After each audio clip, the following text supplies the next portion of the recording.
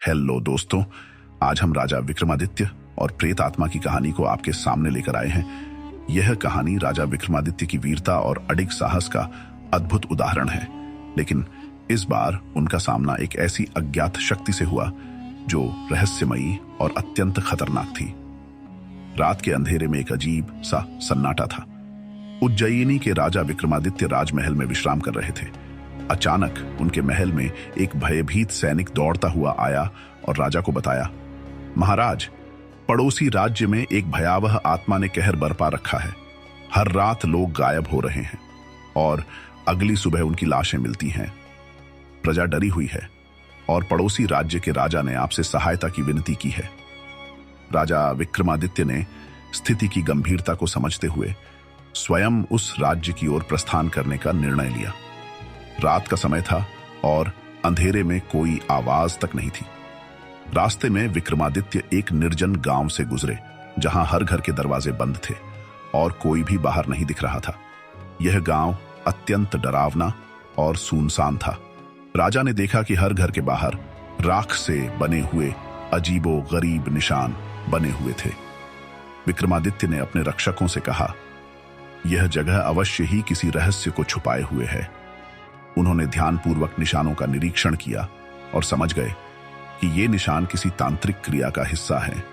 राजा ने साहसपूर्वक गांव के अंदर जाने का निश्चय किया। गांव के अंत में एक विशाल जर्जर हवेली थी। जैसे ही राजा उस हवेली के निकट पहुंचे, अचानक वहां का माहौल और भी अजीबोगरीब हो गया। हवेली की खिड़कियां अपने आप खुलने बंद होने लगी और ठंडी हवा के साथ एक अजीब सी फुसफुसाहट सुनाई देने लगी। तभी एक वृद्धा राजा के पास आई और चेतावनी दी, हे राजन, इस हवेली के अंदर मत जाइए। यहां पर एक प्राचीन आत्मा का वास है। वह आत्मा बेहद शक्तिशाली है और उसने आज तक किसी को जीवित नहीं छोड़ा। लेकिन राजा विक्रमादित्य किसी भी रहस्य और खतरे से पीछे हटने वाले नहीं थे। उन्होंने वृद्धा को आश्वस्त किया और हवेली के अंदर कदम रख दिया। हवेली के अंदर हर ओर अंधेरा था।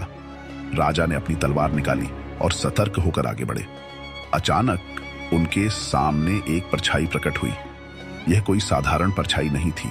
यह एक अजीब और डरावना आकार था, जो मानो किसी इंसानी चेहरे को विकृत कर डरावनी शक्ल में बदल चुका था। वह आवाज में बोली, हे राजा विक्रमादित्य, तुम यहां क्यों आए हो? क्या तुम्हें मृत्यु का भय नहीं है? राजा ने निर्भीकता से उत्तर दिया, मैं अपनी प्रजा की रक्षा करने आया हूं और किसी भी खतरे का सामना करने के लिए तैयार हूं। यदि तुम निर्दोषों का जीवन बर्बाद कर रहे हो तो तुम्हें मुझसे होकर गुजरना होगा। अचानक आत्मा ने अपने हाथों से एक अजीब रोशनी निकाली और राजा की ओर फेंकी।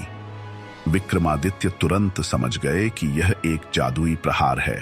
उन्होंने अपनी तलवार से उस रोशनी को काट दिया, लेकिन जैसे ही रोशनी टकराई, एक जोरदार विस्फोट हुआ और पूरी हवेली कांप उठी।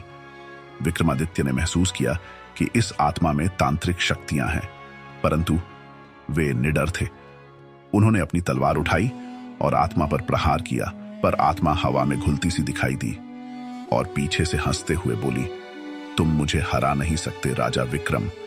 मैं काल के साथ बंधी एक प्राचीन आत्मा हूं।